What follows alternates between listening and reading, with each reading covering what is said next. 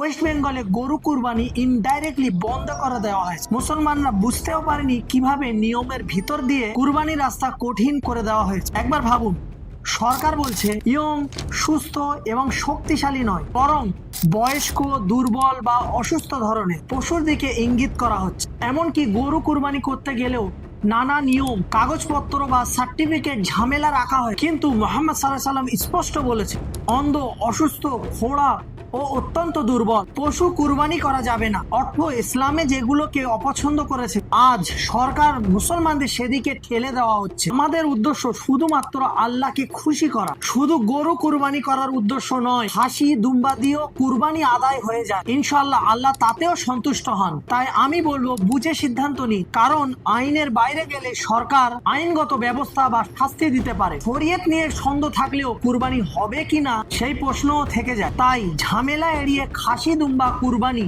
অনেকের জন্য ভালো হতে পারে। আমি সরকারের কাছে বিনীত অনুরোধ করব, যদি গরু কুরবানি ব্যান করার সিদ্ধান্ত নেওয়া হয় তাহলে সেটা সরাসরি ও স্পষ্টভাবে ঘোষণা করুন। ইনডাইরেক্ট ভাবে মুসলিমদের আঘাত করা কোনোভাবে ঠিক নয়। আমরা জানি পুরোপুরি গরু ব্যান করলে শুধু মুসলিমরা নয়, নন মুসলিমদেরও ক্ষতি হবে এবং সরকারের উপরেও তার বড় প্রভাব পড়বে।